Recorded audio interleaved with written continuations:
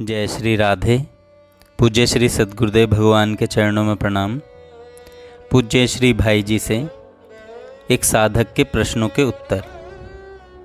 साधक ने प्रश्न किया, भाई जी संत कौन है? पूज्य श्री भाई जी कहते हैं, जिसके पास रहने से, जिसकी बात मानने से, जिसके संग से भगवान में अभिरुचि हो और दैवी संपदा बढ़ती हो, वह चाहे कैसा भी हो तुम्हारे लिए संत है। अगला प्रश्न, भाई जी वास्तविक महात्मा कैसा होता है? श्री भाई जी कहते हैं, महात्मा का कोई कार्य ऐसा नहीं हो सकता जिससे किसी का परिणाम में अकल्याण हो या जो परमार्थ विरोधी हो, जो त्रिगुणातीत विकारों तथा प्राकृतिक द्वंद्वों से परे है, जो चराचर सब में सदा अपने आत्मा का अनुभव करते हैं, जो नित्य स्वस्थ हैं, या जो चराचर अखिल विश्व में सदा श्री भगवान का अव्यवधान दर्शन स्पर्श प्राप्त करते हैं, उनके द्वारा सबको सहज में वैसे ही कल्याण प्राप्त होता है जैसे अमृत के द्वारा अमरत्व। अगला प्रश्न, महापुरुषों की पहचान क्या है? पूज्य श्री भाई जी कहते हैं, महापुरुष की पहचान कोई कैसे करे और क्या करे? हमारी बुद्धि का मापदंड ही ऐसा नहीं है जो उन लोगों की स्थिति को तौल सके, पर यह निश्चय है कि सच्चा महापुरुष जान अनजान में जिसको मिल गए उसका जीवन अवश्य सफल हो गया। फिर दोबारा से बोलता हूँ, पर यह निश्चय है कि सच्चा महापुरुष जान में अनजान में जिसको मिल गए उसका जीवन अवश्य सफल हो गया। भगवान के साधन राज्य में दो ही वस्तु ऐसी हैं जो बिना भाव के केवल अपने स्वाभाविक गुण से ही मनुष्य का परम कल्याण कर देती हैं। पहला महापुरुषों का संग और दूसरा श्री भगवान नाम का उच्चारण। अगला प्रश्न, सच्चे संत कैसे मिलें और किस प्रकार उनसे अपना कल्याण हो? पूज्य श्री भाई जी कहते हैं, संतों और भगवत प्रेमियों की जमात नहीं होती, तथापि श्रद्धा और उत्कंठा का बल होने पर भगवान की कृपा से ऐसे महात्माओं के दर्शन भी हो सकते हैं। संत मिलन की तीव्र आकांक्षा करनी चाहिए और भगवान की कृपा का आश्रय करके भगवान को पुकारना चाहिए। संत मिलन के लिए भगवत कृपा से किसी न किसी सच्चे संत से हमारा मिलन हो ही जाएगा। ऐसे महात्माओं का दर्शन, स्पर्श, श्रवण, एक साथ निवास और स्मरण भी अमोघ होता है। न पहचानने पर भी केवल दर्शन के फलस्वरूप ही मनुष्य के सारे पाप तापों का और अज्ञान का नाश होकर उसका कल्याण हो सकता है।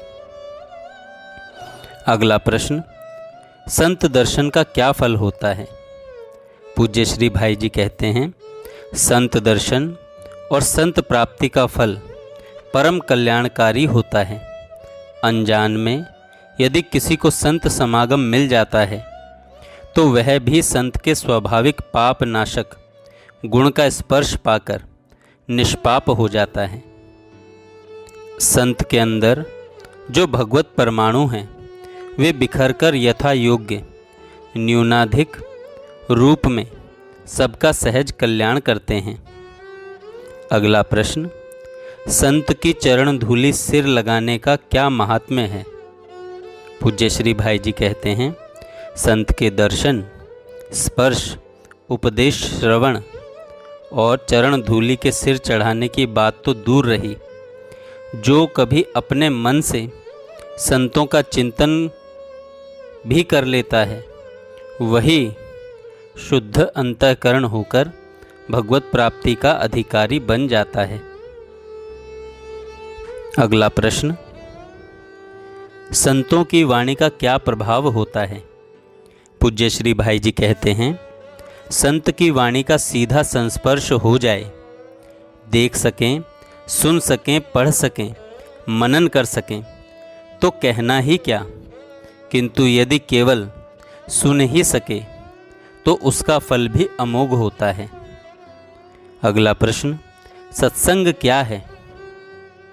पूज्य श्री भाई जी कहते हैं, जिन वस्तुओं से हमारे अंतःकरण में स्थित दुष्ट विचारों का नाश होकर सद्विचारों की उत्पत्ति हो और चित्त वृत्ति की गति भगवान की ओर होने लगे, वही विषय सत्व स्वरूप परमात्मा के साथ हमारा संबंध कराने वाला होने के कारण सत्य है और उसका संग सत्संग है। अगला प्रश्न, उत्तम सत्संग का स्वरूप क्या है? पूज्य श्री भाई जी कहते हैं, इसके दो स्वरूप हैं। एक वह जो अंतःकरण की शुद्धि में कारण बनकर मोक्ष की प्राप्ति में साधन रूप होता है, और दूसरा वह जिसके क्षण काल की भी मोक्ष के साथ तुलना करना असंगत माना गया है। इनमें पहले की अपेक्षा दूसरे की विशेष महिमा है। अगला प्रश्न, सत्संग के अभाव में क्या करें? पूज्य श्री भाई जी कहते हैं, भगवान नाम को अपना साथी बनाएं। भगवान के नाम, रूप और लीला यह साथ बने रहें, फिर और किसी संग की ज़रूरत नहीं होगी। इनसे बड़ा कोई संत भी कहाँ मिलेगा। जप से, नाम का, ध्यान से रूप का और गीता भागवत आदि के स्वाध्याय से भगवत लीलाओं का संग हो सकता है। अगला प्रश्न, कुसंग क्या है? जिस व्यक्ति, वातावरण, परिस्थिति, वस्तु, विचार आदि के द्वारा तीन चीज़ें हों, भगवान की ओर से चित्त वृत्ति हटे, दूसरा भोग विषयों की ओर रुचि बढ़े, एवं विषयों की प्राप्ति के लिए पाप की ओर प्रवृत्ति हो। अगला प्रश्न, कुसंग का क्या प्रभाव पड़ता है? मनुष्य के उत्थान और पतन के लिए जितने कारण हैं, उनमें संग एक प्रधान कारण है। संग के अनुसार ही मनुष्य का मन बनता है, और मन के अनुसार ही क्रिया होती है, और क्रिया के अनुसार ही फल मिलता है। अच्छे हृदय का मनुष्य भी नीच संग से नीच मन वाला होकर गिर जाता है। भाई जी, साधु असाधु के संग का क्या अंतर है? पूज्य श्री भाई जी कहते हैं, विषय आसक्त मूढ़ पुरुषों का समागम मोह जाल की उत्पत्ति का कारण है, और प्रतिदिन साधु महात्माओं का समागम करना धर्म की उत्पत्ति का हेतु है। अगला प्रश्न, सत्संग की आवश्यकता क्यों है? पूज्य श्री भाई जी कहते हैं, मन के विकारों को, दुर्बलताओं को तथा दोषों को दूर करने एवं भगवान के प्रति दृढ़ विश्वास एवं आस्था उत्पन्न करने के लिए सत्संग की आवश्यकता है। अगला प्रश्न, संतों के पास जाना प्रारब्ध के अधीन है क्या? पूज्य श्री भाई जी कहते हैं, संसार में कहीं आना जाना, मिलना बिछुड़ना प्रायः प्रारब्ध के अनुसार हुआ करता है, पर भगवान की स्मृति तथा प्रीति की अनुभूति सर्वत्र सदा हो सकती है। इनमें भाव की आवश्यकता है। भगवान जिसको अपना बना लेते हैं, भगवान जिसको अपना लेते हैं, उसको छोड़ना कभी जानते ही नहीं, यह निश्चय रखना चाहिए। अगला प्रश्न, भक्त और भगवान में अभेद होने पर भी भक्त के कार्य भगवान जैसे क्यों नहीं होते हैं? उत्तर में भाई जी कहते हैं, भक्त और भगवान में अभेद होता है, पर भक्त का कलेवर दिव्य नहीं होने से उस कलेवर के सीमित क्षेत्र में ही भगवान कर्म करते हैं। जैसे उस भक्त की जो भाषा है, भगवान उसी भाषा में बोलते हैं, और उस भक्त का जो कार्य क्षेत्र है, भगवान उसी क्षेत्र तक ही कार्य करते हैं। पर अवतार के समय भगवद विग्रह दिव्य होने से वहाँ भगवान अपनी शक्ति के अनुरूप कार्य करते हैं। अगला प्रश्न, क्या किसी व्यक्तित्व को भगवान मानकर पूजा करना उचित है?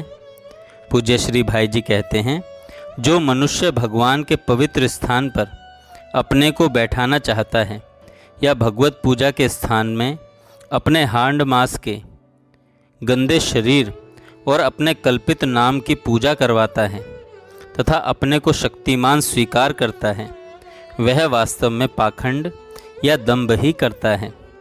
मूर्ति में भगवान की पूजा करने वाला मूर्ति को भगवान माने, पतिव्रता स्त्री पति को परमेश्वर माने, शिष्य गुरु को परमात्मा माने, ये सब मानने वालों के कल्याण के लिए हैं।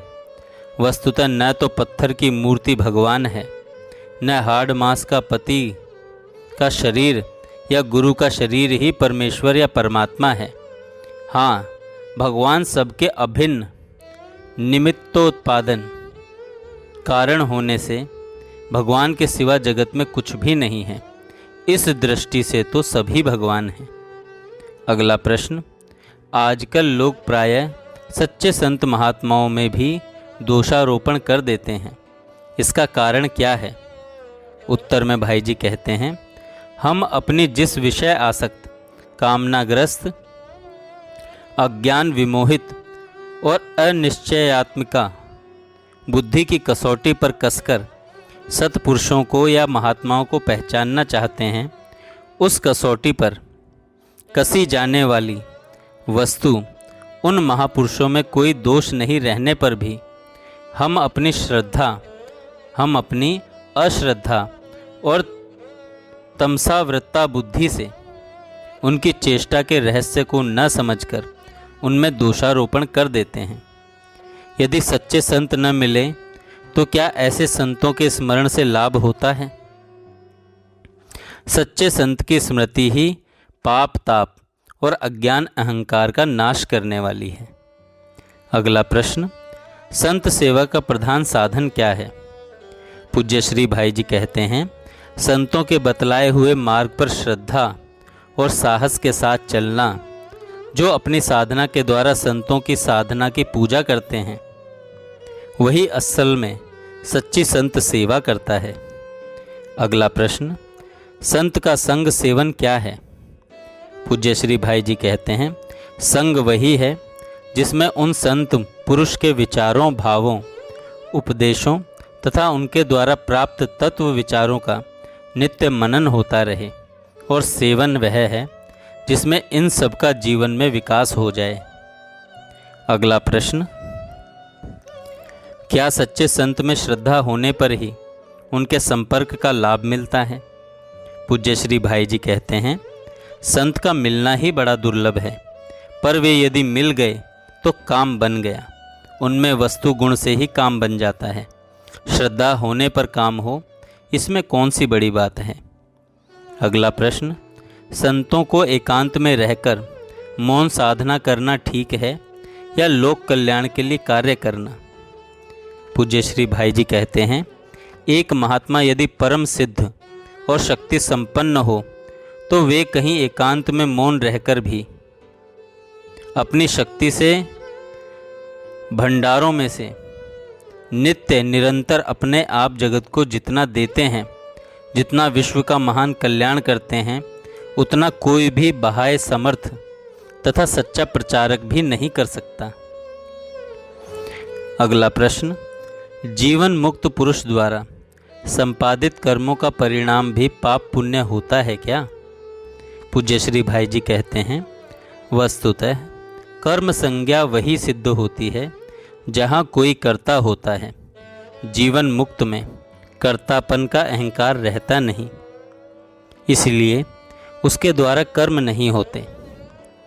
अगला प्रश्न, संतों के चरण स्पर्श या उनकी चरण रज लेने को लोग लालायित रहते हैं, यह कोरी भावुकता से करते हैं या इसका कोई वैज्ञानिक आधार भी है? पूज्य श्री भाई जी कहते हैं, संत में है केवल भगवत भाव, अतः उसके शरीर से निरंतर भगवत भाव के परमाणु निकलते रहते हैं। हाथों की अंगुलियों के पोरवों और चरणों के पोरवों से विद्युत के परमाणु विशेष मात्रा में बाहर निकलते हैं, तथा पैर के अंगूठे से तो वे सबसे अधिक निकलते हैं। अतः जहाँ जहाँ संतों के चरण टिकते हैं वहाँ वहाँ उसमें उनके शरीर के रहने वाले विद्युत के जो भगवत भाव में है परमाणुओं का समावेश हो जाता है और वहाँ की भूमि पवित्र हो जाती है। जय श्री राधे। ये थे संत और सत्संग से संबंधित प्रश्नोत्तर पूज्य श्री भाई जी द्वारा। जय श्री राधे। जय श्री राधे। पूज्य श्री